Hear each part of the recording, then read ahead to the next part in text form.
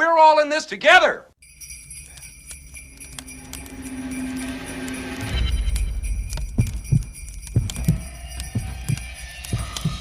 We're gonna have the happiest Christmas since Bing Crosby tap danced with Danny fucking Kaye.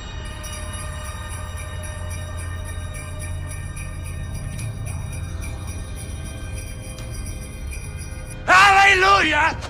Holy shit! Where's the Tylenol? Dinner was full! Yeah. You checked our shitters, honey? Clark.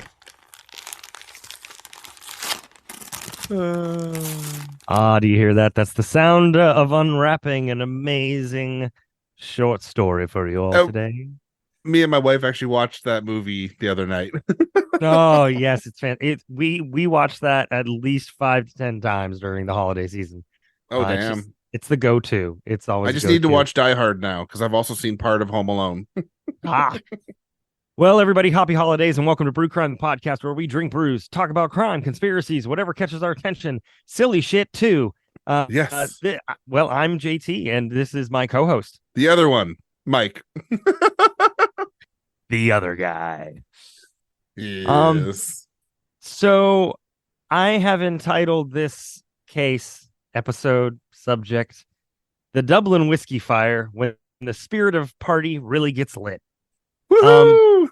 Yeah, so Mike had supplied me with this, and it sent me down a rabbit hole of multiple topics.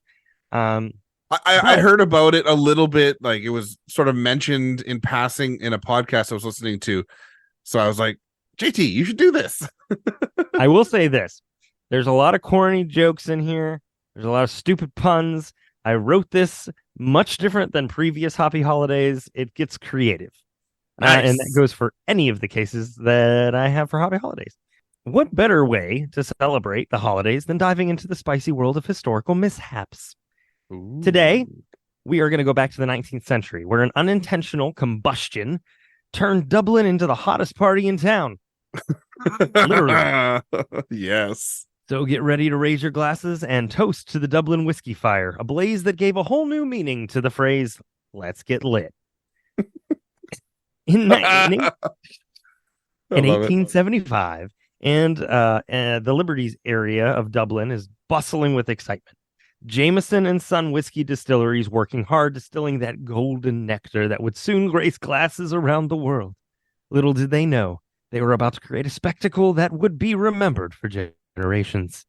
Would that be the same Jamesons as like the current Jameson whiskey? Damn. Yeah. They're old. Well, it's not the same people. Says you. That's me. What do I know? I know nothing. So legend has it that a careless worker knocked over a lamp, sending a cascade of fiery chaos through the distillery.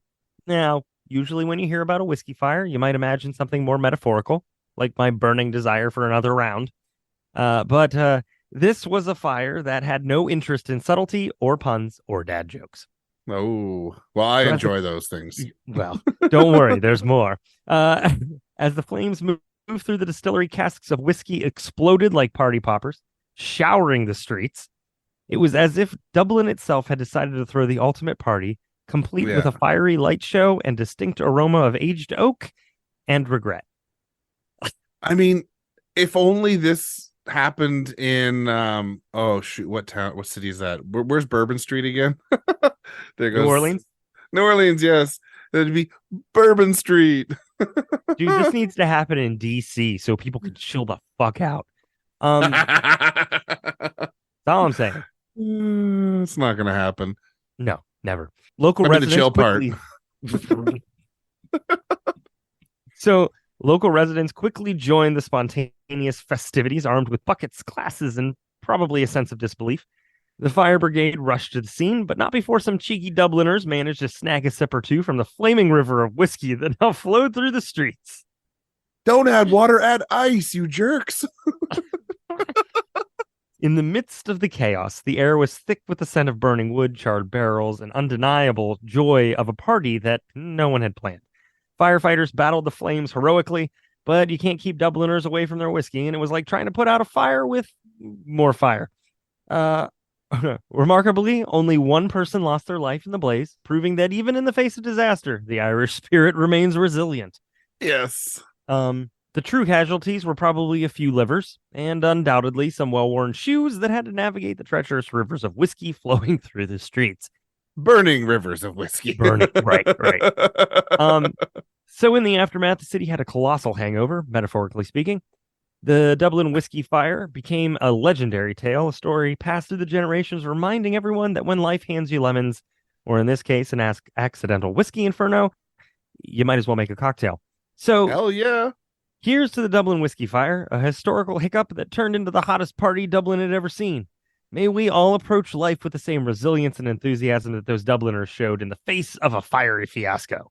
So cheers to me and to many more years of delightful stories. You know what they should have done? Someone should have blown up the cola factory and he whiskey and cokes.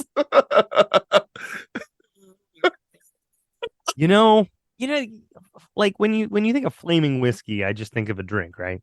Yeah. You say flaming Coke, and for some reason, it just doesn't have the same. Well, you know what? The Coke might put out a fire, and then you got a nice cocktail, or at least a mixed drink. A highball. That's what it's called. It'll clean the hell out of your sidewalks. True. Just saying.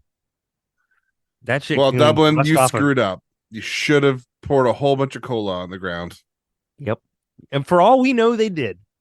Yeah, true. You never know. Well, everybody, bottoms up. Hanging out. Bottoms up. Peace. Down through the generations, reminding happy holidays and welcome. That's not it. That's the header. That's the intro. I just put it on every page.